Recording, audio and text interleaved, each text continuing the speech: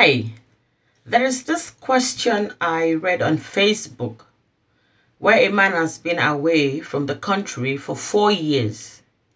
And when he came back to his wife, he was asking and demanding of the wife to swear an oath, to prove whether or not she's been with another man while he wasn't around. Now, before I make my own submission on that question, I want you to sit back, enjoy this music and these clips I've put together, because I did not stop. I already have my answers to that question, but I didn't stop there. I also ask people, ask men especially, and few women, what is their intake on that? And with what I heard from them, and with what I also believe should be the right thing, either for a man or a woman to demand. I'm not going to narrow it to just a man asking that, because it could happen to be on the other side as well. Now, if you have not been around for so long, you've been separated from your partner, should you or should you not, demand or wanting to know if your partner has been with somebody else? Now, before I conclude, sit back and enjoy this music.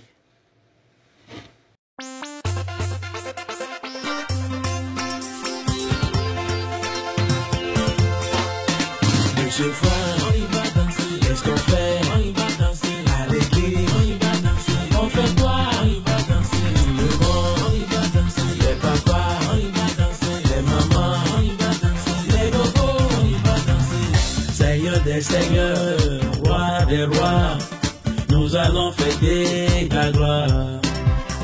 Nous honorons le nom de Jésus-Christ, le nom qui ouvre toutes les portes qui fait toute mauvaise porte. Au jour le jour, nous allons chanter, danser. Si ce n'est pas lui qui allait sauver ma vie, si ce n'est pas lui qui allait sauver ma vie, c'est pour ça que je dis, ce soir, on y va danser, qu'est-ce qu'on fait? On y va danser à l'église, on y va danser, on fait quoi? On y va danser tout le monde, on y va danser, les papas, on y va danser, les mamans, on y va danser, les bobos, on y va danser. Il m'a sauvé la vie, sans raison de quoi. Il m'a laissé passer, mais je suis coupable. On est deux, arrêtez, il a tout pris sur la tête. On est deux, arrêtez, il a tout pris sur la tête. Je suis le coupable. Yeah, madame. You to ask your hobby, did he have any sex with anybody after you are not around for 4 years? To me, it's not right. It's not right. So that's it. I'm at the line. It's not right. Why do you say that it's not right? Because I don't want to have a headache, and I don't want to be thinking unnecessarily. So that's it. It's not right. Hello, good day. My name is Abiodun Sule. I have a case before me that I quickly needed to do this video to short. It was a question that was being asked: what is my take on infidelity for couples who have been away from one another for over 3, 4, 5, 6 years, and then one partner is asking for asking the other one to come and swear if there's been no case of infidelity and all that. And this is what I really have to say, because sometimes we Christian or probably people, we go beyond boundaries and we don't understand limits and all that. In the book of 1 Corinthians chapter number 7, let me read from verse 5.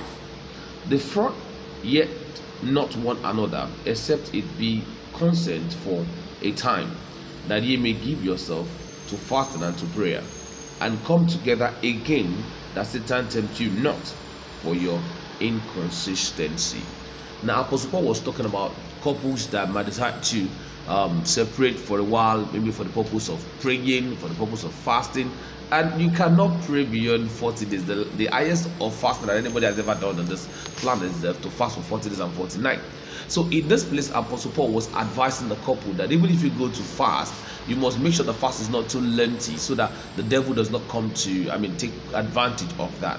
Now, we're talking about couples that have been separated, that have been away from one another for over 4 years, over 5 years, over 6 years, excuse me. that is too much for the devil to play with. That is too much, not even play with. It's enough for the devil to build a castle. It's enough for the devil to build a castle. So the case of infidelity will not even be a question, will not even be a thought. So we as humans, I mean, we as Christians also need to understand boundaries, we need to understand times, we need to understand limits. And I just give my own advice that it's better the couples are not even separated at all. It's better if you're going to separate for a while, like Apostle Paul said, let it be for the purpose of fasting or for the purpose of prayer, so that the devil doesn't take advantage of us. God bless you. Welcome back. Hope you enjoyed that clip I put together for you. It wasn't so bad, was it? Now, what does the Bible say about this, about leaving your wife for so long?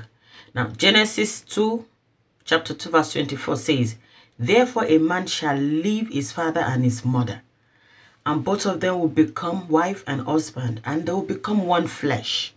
One flesh.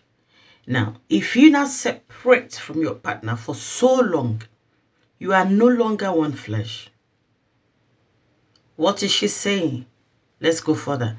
Now, my main question is this. What is your motive for asking that question? Because the Bible gives only one reason where you can divorce your husband or where you can divorce your wife. And that is based on infidelity. So, what is your motive again? Are you trying to divorce your partner for asking that question? Because there is no way you will ask such questions. Now, let's assume the answer is yes. I have been with someone else because you have abandoned me. You have left me for 4 good years. And I have been with somebody else. Now, even if you decide to forgive the woman, it's easier for us women to forgive men. But for men, it's difficult. Very, very difficult. And that's just the truth. Now, you now ask such a question and the woman comes out to tell you, I'm sorry, I was tempted, or for whatever reason, I had somebody else. And you decide, okay, I'll forgive you. Would you forget? Would you not take it out on her? Would you not frustrate her? And at some point, would that marriage not suffer? What is your motive? Or perhaps you're looking for an excuse to end the relationship. And that is why you're asking the question. I'll read something for you. Matthew 19, verse 9 says, sexual immorality. Talks about sexual immorality. Whoever divorces his wife, except for sexual immorality, and marries another, commits adultery. Now, what is your motive again? And you that you have been away for 4 years, can you say honestly that you have not been with another woman? Let me use an example of people, or some of us are abroad and your partner is back home in Nigeria or in Ghana or wherever. Can you say that you have not been with any other woman? So why do you want to judge this poor woman? Now, don't crucify me yet. I am not judging. I am not saying it is right or it is good or it is the best thing to be unfaithful. That's not what I'm saying. But I am speaking reality. I can count. If I am not going to be mincing words, this year alone, I have 4 men who have problem and who are looking for someone they want to be with, not for marriage. Not for marriage, but for companionship. Because why? Their wife is not here with them in UK. They just want a woman. They don't even mind living together. Yet they have no plan for marriage, but for companionship. And such men will not have the audacity to go back home to Nigeria and begin to imagine or even think, when I was not around, what was my wife doing? How dare you? What you cannot do, why ask somebody else to do it? Peradventure, you are able to control yourself for 4 years or even longer. It's lovely. But we are not the same. We are not equal. Now, you need to also know your partner. Understand your partner. If you leave your partner for 3 months, for 6 months, not to talk of 4 years or more, in your heart and in your own heart, you know the truth. If your woman or your man can withstand, can stand firm, can hold on to themselves, you know how long they can hold on to themselves for. But if you ignore that and you decide to separate yourself, are you still husband and wife? Because if you are husband or wife, you are not fulfilling your duty. Now, your duty as a husband is not only to provide shelter. It's not only to provide food. It's not only to provide clothes or money. It's not just for the material things. But also for you and your partner to become one flesh. Now, you are denying that woman being one flesh. Now, if she is a virgin, it's a different thing. She does not know the sweetness of being one flesh. But this woman has enjoyed it. She's been blessed with it. She knows she has eaten the apple and her eyes is open. She knows how beautiful and how sweet and loving it is. And then you decide to leave her. You're going for green pasture. You cannot take her along with you. Then you should also be ready for the worst. So many marriages have been destroyed, broken, because of this. So when are we going to start telling ourselves the truth? The moment you step out, 6 months, 1 year, 2 years, also understanding and knowing the capability, the endurance of your partner, then you should know whatever happens, happens. Whatever happens, happens. As long as you have no proof, as long as it is not done in your presence, as long as you do not catch them red-handed. Mind you, I am not saying it is right, but I am saying it happens. But why do you even want to think about it? Why do you even want to imagine such vain thing? What is your motive? Do you want to divorce her? Are you looking for an excuse to move on from that marriage? If not, why hurt yourself? Because you will be hurt. When you now find out the truth, though she's been somewhere else, you will be hurt. You will feel she's an ungrateful woman. You've been providing money, you've been sending money, you've been looking after her, and this is what she has decided to pay you with by being unfaithful. And you have forgotten that this flesh is not made of wood and stone. And you have failed in your duty of being one flesh with her for so long. Now, I'll read this and I'll close on that. 1 Corinthians 7, 1-7. I'll look at verse 5, just verse 5 alone. Do not deprive one another. Except why? By agreement. And not just only by agreement, for a limited time. That's what the Bible says. Because we are flesh, and flesh will demand what is of the flesh. You will not expect your partner to be fasting and praying 24/7. Even in the time of fasting, the flesh is tempted. So if you want your union, I think I was having a chat with a friend today, actually, yes. And he was telling me when he goes on musical tours, maybe for like 3 months, he doesn't go with his wife. And I said to him, your wife shouldn't even take that from you. Because while you are leaving room for temptation. Now, you're leaving room for temptation for yourself and also for your partner. 3 months, to some people, it might be no big deal. But the devil is crafty. You don't want to leave some room. You don't want to leave some things to chances or possibilities.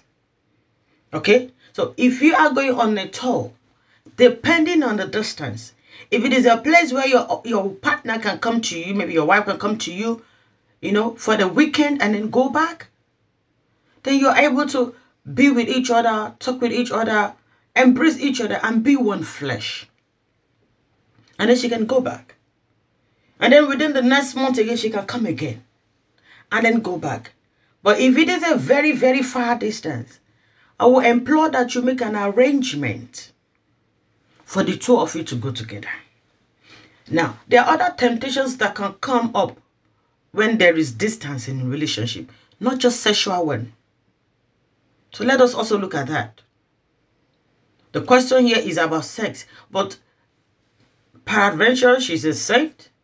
She doesn't even like sex. Good. But there are other temptations. There are other trials. There are other challenges. So the moment we begin to consider traveling abroad, going on a tour, going on a long journey without your partner, be prepared for the worst.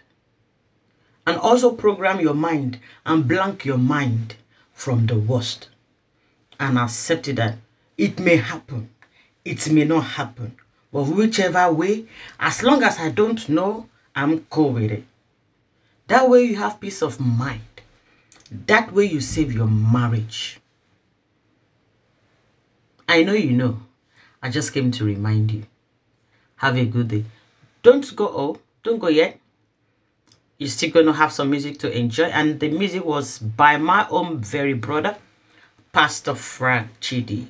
Pastor Frank Dunn, my own very brother. And thank you so much for Pastor Abiodun for his contribution. Thank you also my lovely sister for that contribution. God bless you really good. Thank you and stay blessed. Bye. Je suis le coupable. Yeah, madame, il a été crucifié pour mes péchés. Contusionné pour ma transgression. Pour ça, monsieur Frank, on y va danser. Qu'est-ce qu'on fait? On y va danser à l'église. On y va danser. On fait quoi? On y va danser. Tout le monde, on y va danser. Les papas, on y va danser. Les mamans, on y va danser. Les bobos, on y va danser. Qu'est-ce qu'on fait ce soir? Oh, nous allons danser. Oh, il nous a sauvés. Oh, nous allons danser. Oh, il nous a libérés. Nous allons fêter. Oh, que le Seigneur soit loué. Il est bon pour nous tous. Que lui sont dans la gloire. Il est bon, nous dansons. Oui, dansons. Nous dansons. Oui, dansons. Nous dansons.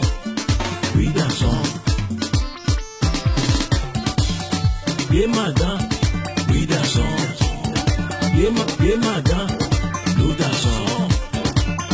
Yeah, madame. Oui, dansons. Yeah, madame. Nous dansons, dansons ce soir. On y va danser. Qu'est-ce qu'on fait? On y va danser à l'église. On y va danser. On fait quoi? On y va danser. Tout le monde. On y va danser. Les papas. On y va danser. Les mamans. On y va danser. Les gogos. On y va danser. Ce soir. On y va danser. Qu'est-ce qu'on fait? On y va danser à l'église. On y va danser. On fait quoi? On y va danser. Tout le monde. On y va danser. Les papas. On y va danser. Les mamans. On y va danser. Les gogos. On y va danser. Oui, dansons. Nous dansons. Oui, dansons. Nous dansons.